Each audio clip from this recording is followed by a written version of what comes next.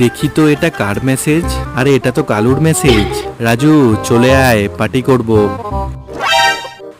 এবার এই তারটা দিয়ে তালাটা খুলে ফেলি।